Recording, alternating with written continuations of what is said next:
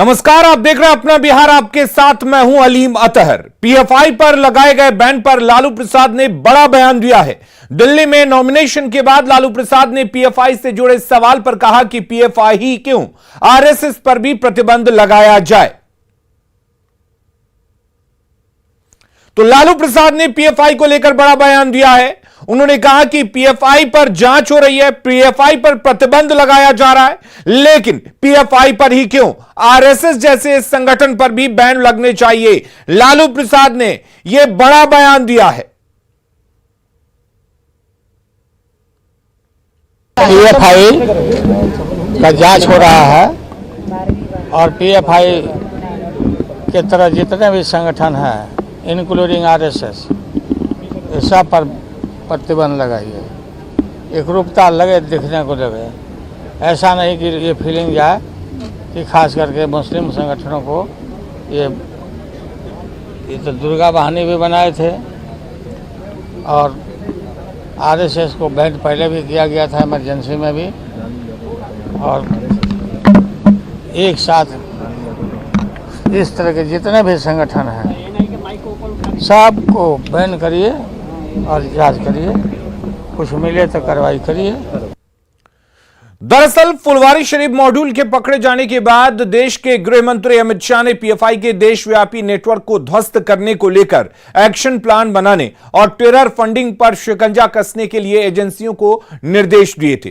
इस मॉड्यूल के पकड़े जाने के बाद पता चला था कि पीएफआई प्रधानमंत्री नरेंद्र मोदी पर हमले की योजना बना रहा है। साथ ही एजेंसियों के कान तब खड़े हो गए जब फुलवारी शरीफ से जब्त किए गए दस्तावेजों में गजवाए हिंद के लिए टारगेट 2047 तय किया गया और यह लिखा मिला।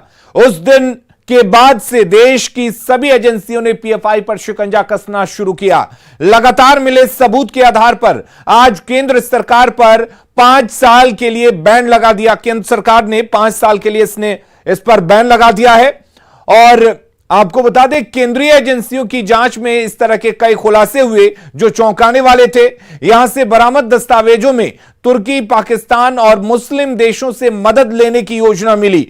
जांच में खुलासा हुआ कि पीएफआई एक कट्टरपंथी संगठन से आगे निकलकर देश को तोड़ने और सांप्रदायिक उन्माद भड़काकर देश के खिलाफ युद्ध छेड़ने की ओर बढ़ चला है।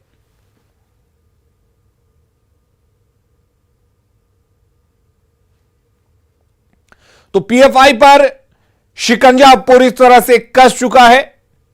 5 साल के लिए केंद्र सरकार ने पीएफआई पर प्रतिबंध लगा दिया है। और आपको बता दें, ऐसे हाल के दिनों में कई ऐसे सबूत मिले थे जो ये बताने के लिए काफी थे कि किस तरह से पीएफआई देश को तोड़ने के लिए काम कर रहा है। अगली खबर का रुख करेंगे। बिहार के कृषि मंत्री सुधाकर सिंह ने पीएफआई पर लगाए गए बैन को राजनीति से प्रेरित बताया है। साथ ही केंद्र सरकार से पूछा है कि बैन पहले क्यों नहीं लगाया गया। सुधाकर सिंह ने पटना एसएसपी के बयान का समर्थन किया है। आपको बता दें कि पटना के एसएसपी ने पीएफआई की तुलना आरएसएस से की थी, जिस पर जमकर बवाल मचा था। हमारे जब कार्रवाई हुई थी तो पटना के एसएसपी ने एक बयान दिया था और हमारा स्टैंड वही है जो पटना के एसएसपी का बयान था कि राष्ट्र में ऐसे कई संगठन हैं पीएफआई जैसे जो अपने धार्मिक और सामाजिक हितों के प्रतिनिधित्व करते हैं और वो प्रतिनिधित्व करते हैं कि वो हम अपनी आइडेंटिटी को बरकरार रखने के लिए, यह उनका बयान था। मैं उस बात से आज भी सहमत हूँ। और यह जो कार्रवाई है एक पक्षीय कार्रवाई है और एक समाज को डराने और धमकाने के प्रयास के रूप में मैं देखता हूं।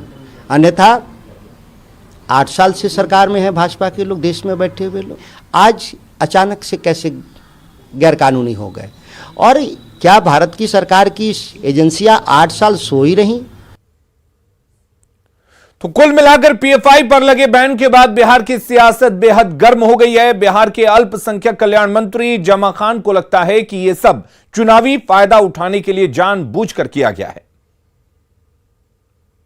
मैं ये कहूंगा कि इस पर जांच करना चाहिए। जांच के बाद और किसी संगठन जो संगठन है आज का नहीं पहले का है, एक बार जो बैन कर देना ये गलत है, उस पे आप जांच करिए, उसमें जो गलत हैं, जो गलत थे उसको आप पाते हैं उस पर कार्रवाई करिए।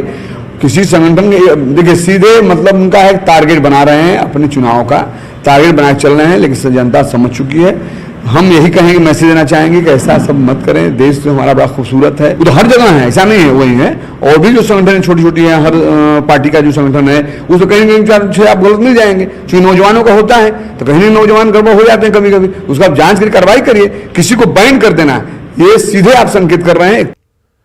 और जेडीयू संसदीय बोर्ड के अध्यक्ष उपेंद्र कुशवाहा ने कहा कि कई बार राजनीतिक वजहों से भी इस तरह की कार्रवाई होती है, यह देखना होगा कि इस मामले में कहीं कोई राजनीतिक वजह तो नहीं है।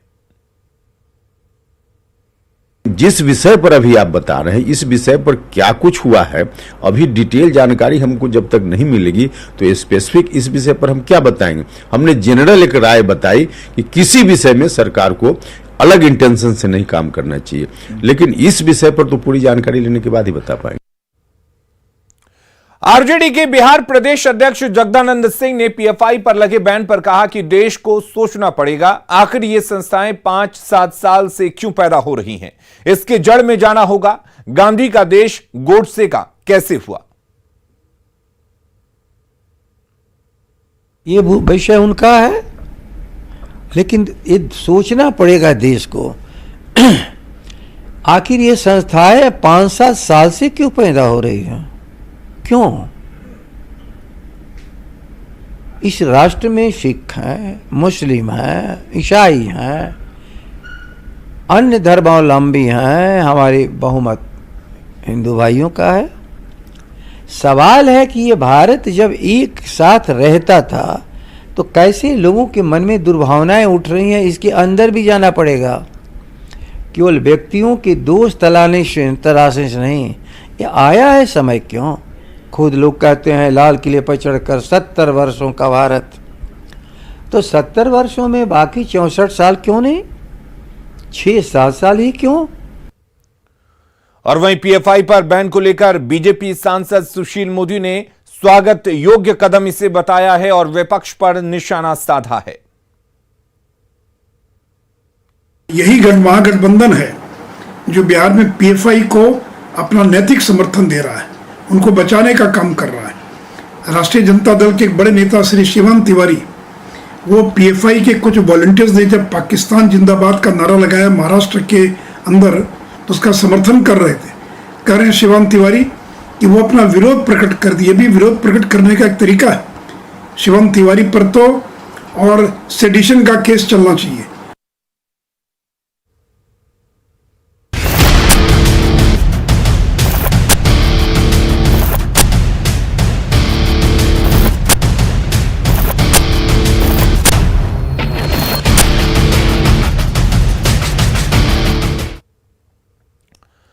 और करेंगे इस वक्त एक बड़ी खबर की। आरजेडी अध्यक्ष पद का चुनाव हो रहा है। लालू प्रसाद ने नामांकन किया है राष्ट्रीय अध्यक्ष पद के लिए। लालू प्रसाद ने नामांकन किया है। 10 अक्टूबर को राष्ट्रीय अध्यक्ष का चुनाव होगा। नामांकन में आरजेडी के बड़े नेता मौजूद रहे। दिल्ली में लालू प्रसाद ने अध्यक्ष पद के लिए नामांकन किया है और इसके बाद 12वीं बार लालू प्रसाद आरजेडी के राष्ट्रीय अध्यक्ष बनेंगे। तो लालू प्रसाद ने आरजेडी के अध्यक्ष पद के लिए नामांकन कर दिया है। तस्वीरों में आप देख सकते हैं उनके साथ प्रदेश अध्यक्ष जगदानंद सिंह सहित उनकी बेटी मीसा भारती और तमाम आरजेडी के बड़े नेता इस वक्त मौजूद रहे।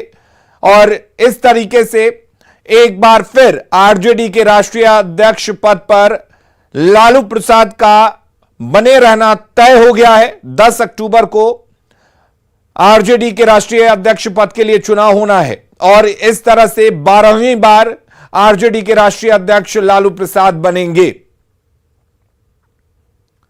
और आरजेडी के प्रदेश अध्यक्ष जगदानंद ने लालू यादव के नामांकन को लेकर कहा कि लालू प्रसाद उन्मादियों के सामने कभी नहीं झुके हैं। लालू प्रसाद विपक्षी एकता की धुरी रहे हैं। उन्होंने कहा कि लालू यादव आज भी भारत के नेतृत्व को बदलने की ताकत रखते हैं, इसलिए राष्ट्रीय जनता दल उन पर विश्वास करता है। व्यक्ति के रूप में तो लालू प्रसाद ने एक मिसाल कायम कर दी। सारी दुनिया जहां झुक गई घुटने के बल पर एक इंसान खड़ा रहा जिसका नाम है लालू प्रसाद। आज का विषय क्या है? क्या ये भारत रहेगा कि नहीं रहेगा?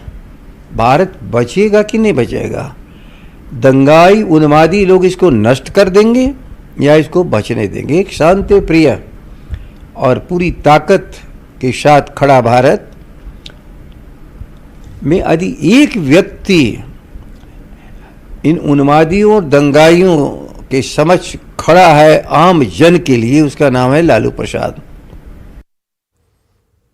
और आरजेडी के पीएम उम्मीदवार नीतीश कुमार होंगे। लालू प्रसाद ने नीतीश कुमार को लेकर यह बड़ा बयान दिया है। बड़ी खबर इस वक्त आपको बता दें, नीतीश कुमार को लेकर लालू प्रसाद ने बड़ा बयान दिया है और कहा है कि नीतीश के साथ आरजेडी मजबूती के साथ खड़ा है। पीएम प्रत्याशी के तौर पर आरजेडी नीतीश कुमार का समर्थन करता है।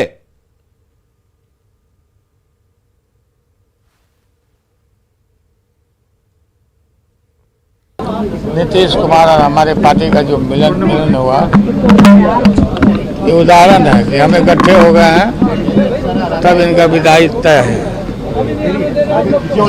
इसलिए हम पर भरोसा किया है पार्टी के लोगों ने, तो उनके भरोसा को तोड़ने नहीं देंगे।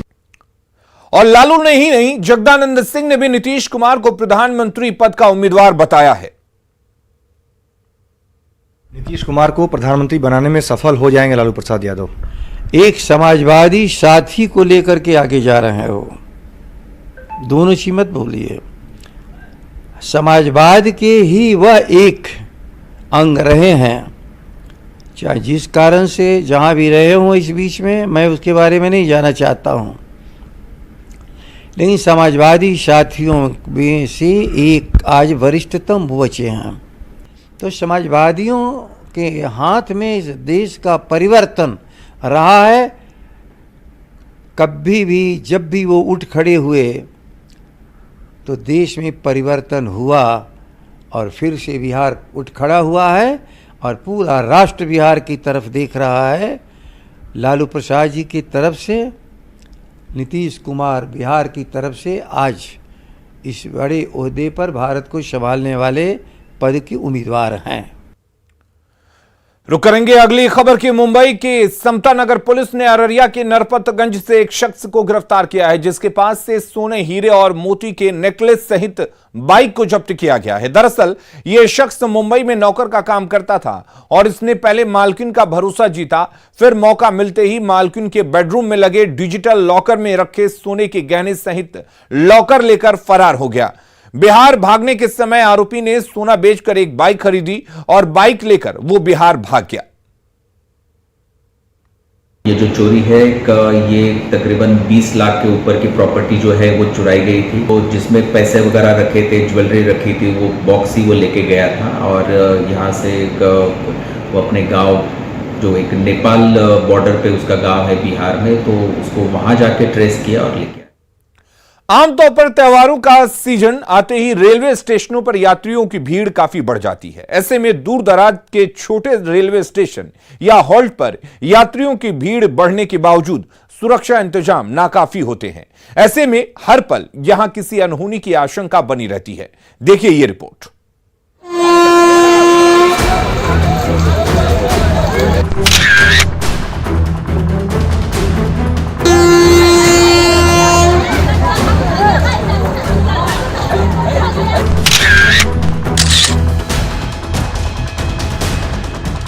जानलेवा लापरवाही की ये तस्वीरें मधुबनी और जयनगर के बीच स्थित कोरिया रेलवे हॉल्ट की है।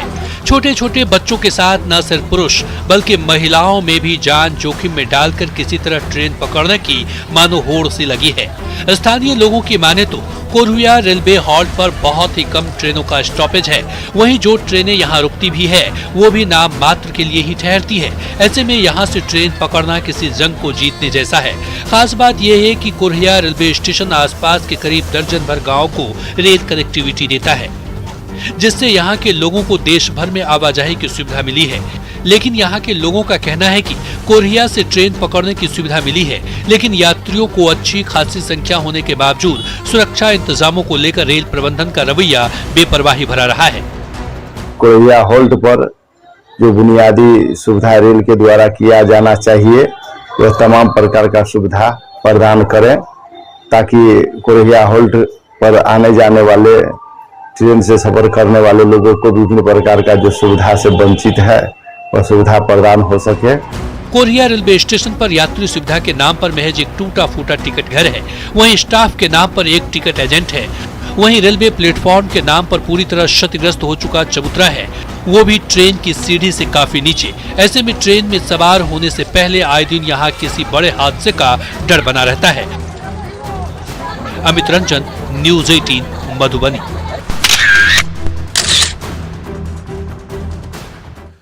नवरात्र के तीसरे दिन आज मां चंद्रघंटा की पूजा की जा रही है। सुबह से ही मंदिरों में श्रद्धालुओं की भीड़ है। बिहार के प्रमुख शक्तिपीठ गोपालगंज के थावे दुर्गा मंदिर में भी मां चंद्रघंटा की विशेष पूजा अर्चना हो रही है।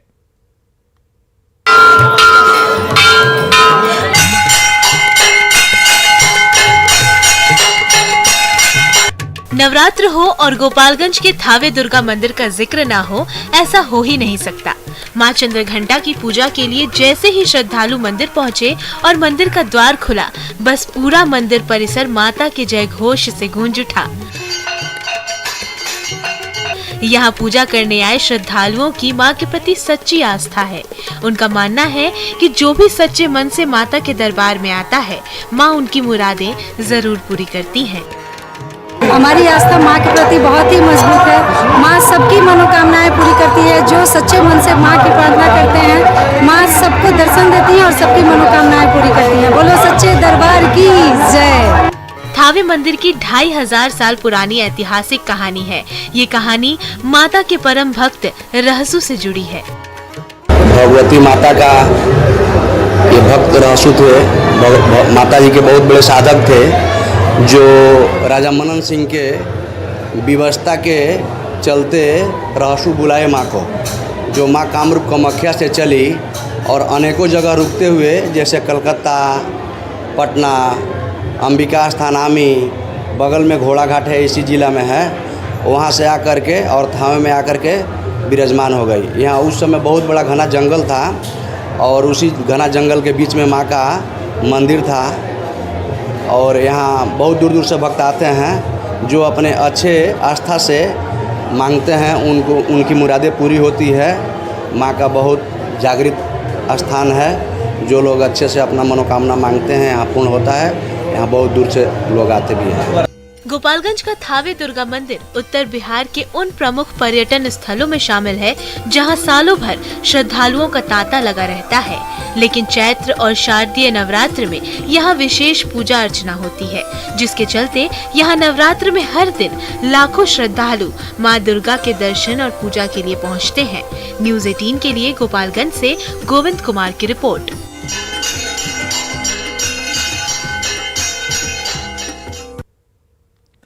और अपना बिहार के इस बुलेटिन में फिलहाल के लिए इतना ही। खबरें लगातार जारी हैं, आप बने रहिए हमारे साथ।